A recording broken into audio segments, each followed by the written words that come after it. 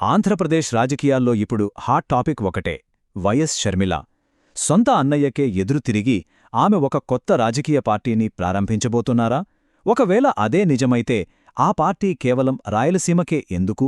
అన్నిటికన్నా ముఖ్యంగా ఏపీ కాంగ్రెస్ అధ్యక్షురాలుగా ఉండి కూడా ఈ కొత్త అడుగు వెనుక ఉన్న అసలు కథేంటి? ఈ ప్రశ్నల వెనుక ఉన్న రాజకీయ వ్యూహాలను ఇప్పుడు వివరంగా చూద్దాం. ముందుగా అందరి మెదళ్లోనూ ఇదే ప్రశ్న కదా, షర్మిళ నిజంగానే కొత్త పార్టీ పెడుతున్నారా? ఇది కేవలం రాజకీయంగా ప్రత్యర్థులను కన్ఫ్యూజ్ చేయడానికి వేస్తున్న ఎత్తుగడా, లేకపోతే దీని వెనుక మనం ఊహించని ఒక పెద్ద ప్లానేమైనా ఉందా? సరే, కొత్త పార్టీ పెడతారనే అనుకుందాం. కానీ దాన్ని ఎందుకు కేవలం రాయలసీమ 4 జిల్లాలకే పరిమితం చెయ్యాలి? రాష్ట్రవ్యాప్తంగా పేరున్న ఒక నాయకురాలు తన రాజకీయ ఫోకస్ను ఎందుకు తగ్గించుకోవాలనుకుంటున్నారు?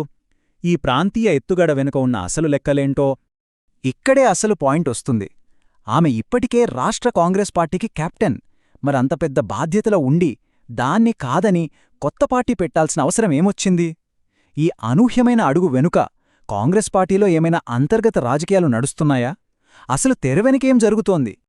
ఈ ప్రశ్నలన్నిటికీ సమాధానం కావాలంటే మనం కొంచెం ఫ్లాష్ బ్యాక్లోకి వెళ్ళాలి. షర్మిల రాజకీయ ప్రయాణాన్ని ఓసారి చూస్తేనే ఇప్పటి పరిస్థితి మనకు స్పష్టంగా అర్థమవుతుంది. ఇక్కడే అసలు పొలిటికల్ ట్విస్ట్ మొదలవుతుంది.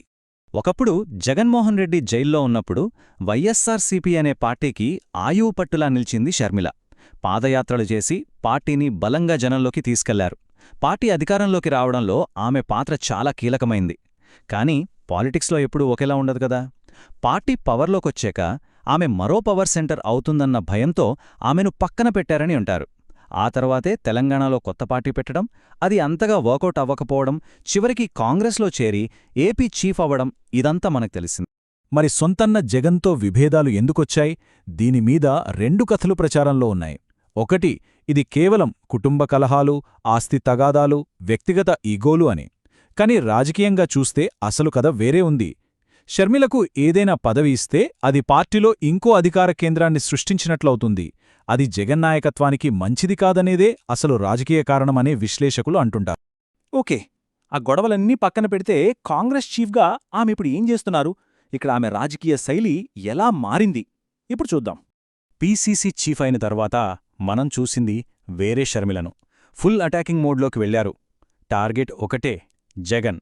వివేక హత్య కేసును పదే పదే ప్రస్తావించడం అంతెందుకు, టీడీపీ జనసేన కంటే కూడా షర్మిల విమర్శలే వైసీపీ ప్రభుత్వానికి ఎక్కువ తలనొప్పిగా మారాయంటే అతిశయోక్తి కాదు. అయితే ఇంత ఫైటింగ్ స్పిరిట్ చూపించినా, ఇంత దూకుడుగా ప్రచారం చేసినా ఎన్నికల ఫలితం మాత్రం ఆమెకు కలిసి రాలేదు. కడప ఎంపీగా పోటీ చేసి ఓడిపోయారు. ఆమె పోరాటం కేవలం బయట మాత్రమే కాదు, పార్టీ లోపల కూడా ఉంది.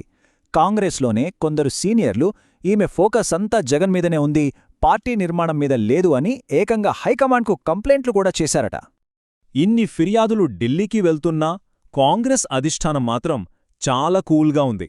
ఎందుకంటే వాళ్లకో లెక్కుంది. వైఎస్సార్ కూతురుగా, ఒక బలమైన మహిళా నేతగా షర్మిల ఇప్పుడు పార్టీకి అవసరం. అందుకే ప్రస్తుతానికి ఆమె మీద ఎలాంటి చర్య తీసుకోకుండా వెయిట్ అండ్ వాచ్ మూడ్లో ఉన్నారు. ఆమె నెక్స్ట్ స్టెప్ ఏంటో చూద్దాంలే అని.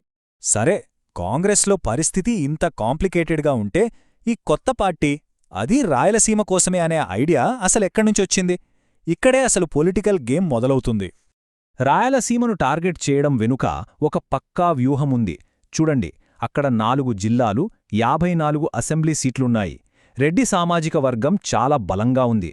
అన్నిటికన్నా ముఖ్యంగా వైఎస్ అనే బ్రాండ్కి అక్కడ ఇప్పటికీ విపరీతమైన క్రేజ్ ఉంది. ఇవన్నీ షర్మిలకు ప్లస్ పాయింట్లే కదా. సో వాళ్ల స్ట్రాటజీ సింపుల్గా 3 పాయింట్ల మీద ఆధారపడి ఉంది. ఒకటి, అక్కడ ఏళ్లుగా పరిష్కారం కాని అభివృద్ధి, నీళ్లు, ఉద్యోగాల సమస్యల మీద ఫోకస్ పెట్టడం. 2, గ్రేటర్ రాయలసీమ లాంటి ప్రాంతీయ సెంటిమెంటు వాడుకోవడం. ఇక మూడోది, వాళ్ల దగ్గరున్న అస్సలైన బ్రహ్మాస్త్రం, వైఎస్ బ్రాండ్. ఈ లెక్కలన్నీ బానే ఉన్నాయి. కానీ అసలు ప్రశ్న, భవిష్యత్తేంటి? ఈ వ్యూహం నిజంగా వర్కౌట్ అవుతుందా? ప్రస్తుతం ఏపీ పాలిటిక్స్ చూస్తే ఒకవైపు అధికార టీడీపీ జనసేన కూటమి, మరోవైపు బలమైన ప్రతిపక్షంగా వైసీపీ ఉన్నాయి. ఈ 2 చాలా పెద్ద శక్తులు.